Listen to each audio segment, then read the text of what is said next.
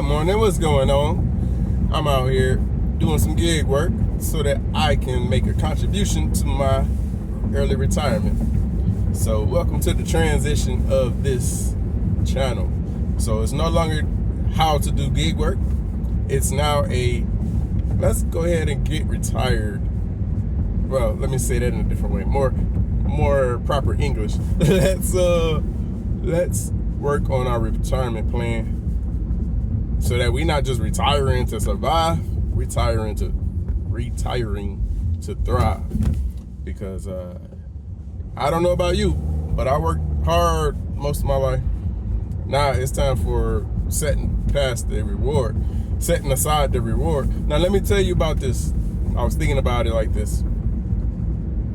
Everything, we already understand everything has some kind of bill to it, right?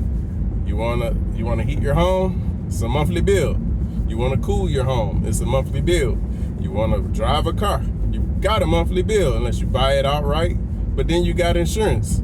Unless you are driving illegal with no insurance, you're supposed to have insurance, so that's a monthly bill. You're supposed to have life insurance, a monthly bill. You're supposed to have health insurance, a monthly bill. Wouldn't it make sense that you have a monthly bill for your retirement? People not thinking about it like that. Or maybe they putting it all in the hands of their employer for their 401k. Do you trust that company that much? Now, some companies, some people have done their homework about the company, and they do trust it. But here's an example. Like every different company I had that had a 401k, and if you didn't know nothing about stocks and you let them set it up for you, you have their house stock. You have that company's stock in your 401k. Is that company going to be there when you retire? That's a big question mark. If it's a large Fortune 500 company, still a question mark. So if you're gonna rely 100% on a 401k, well, we all know stocks go up and down, and by the time you retire, you don't know if stocks are gonna be up or are stocks gonna be down. Your account could take a 50% hit in a matter of days, weeks, or months. So you just don't know, and it might be a 10-year period where you are still building up, but you are living. Now you're retired, so you are eating away at that money at a 50% loss. So that's compounding that loss. So not gonna, hit that. I don't know the saying. I'm trying to come up with sayings here. Not going to beat a dead horse, which that's a stupid saying, I think.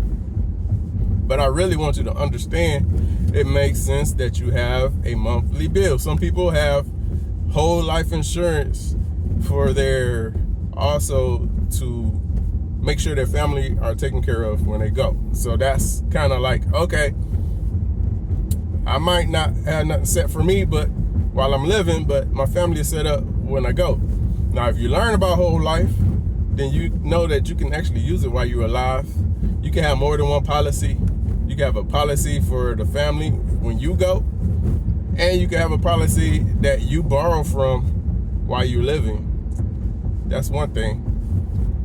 Some people do enough of those policies to where they are in the millionaire range just based on their policies.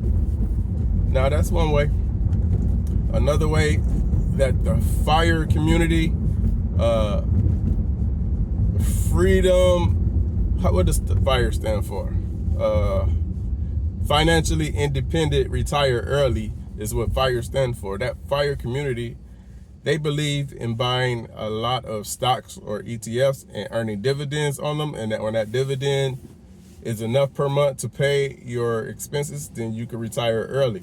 And you never take more than 4% typically, because typically on the average, if you pick the right stocks, they will gain 7% or more per year on appreciation. So that's in one way. That's another way.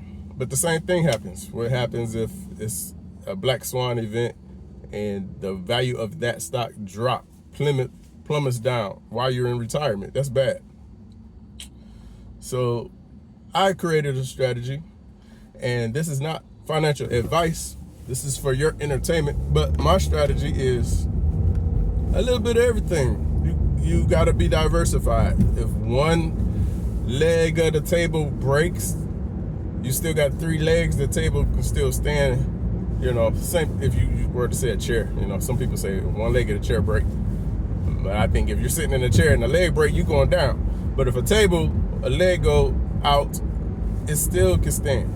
So I'm calling it a table. So I want to get more into that as far as the strategy that I've sort of created. And yes, it involves stocks, and yes, it involves Bitcoin, and yes, it involves real estate. It makes sense, right? So it's kind of, some people might think it's elaborate, it's too big. I don't think it's big. I think that if you pick the right things, because one of the main things in my strategy would be Bitcoin.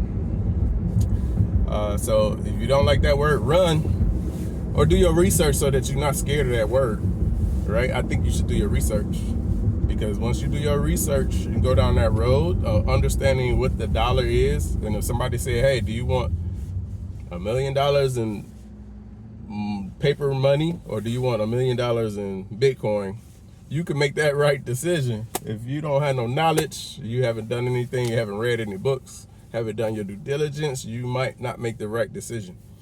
So yeah. Now, I'm gonna just since we are already familiar with stocks, and I really don't want to harp on that, I will touch on it in future videos. I want to talk about my Bitcoin strategy. And so my Bitcoin strategy is a 3-part strategy. It involves stocks, it involves ETFs, and it involves the actual holding of Bitcoin. Now, stocks in companies that are holding Bitcoin is specifically why this is connected to Bitcoin. Companies like MicroStrategy, companies like 21, even GameStop is now holding Bitcoin. So if you hold those stocks, then you are technically should be participating in that growth of that company when Bitcoin price go up, hypothetically. And you know, so that's one strategy, and it's not a major allocation. It's not like to hold up too much of that, but that's one part of this. The other part is Bitcoin ETFs. I put that in my 401k. So my 401k is holding Bitcoin ETFs. And if you don't know what that is, Google it, ask ChatGPT, ask your phone. Your phone has AI in it probably. But there's several different Bitcoin ETFs that you can choose from, and they will help your 401k have a hedge in case there's a black swan and Bitcoin is trying to break away from the stock. So if stock is falling, this not necessarily means that Bitcoin is going to fall. Still hypothetical. We're still kind of attached to stock price or just what happened in the economy for now. But that could be changing soon. A lot of corporations, a lot of companies are buying up all the Bitcoin. One day you won't be able to buy Bitcoin on an exchange. They are trying to buy it all up, and you will probably have to exchange things with peer-to-peer to get Bitcoin. That's probably where it's going to go. You won't be able to buy it with money pretty soon, hypothetically speaking. And obviously the third part of that is just to buy up as much Bitcoin as you can get and just store it. Hold it yourself. Don't keep it on an exchange or some hot wallet on your phone, because you can break your phone, but you got to hold that. So this strategy is to hedge our bet if stocks don't hold up when we're in the middle of retirement. You know, that's the worst thing. So I will touch more on that, but I am here about to do this gig work so I can continue contributing to my retirement early plan. So thank you.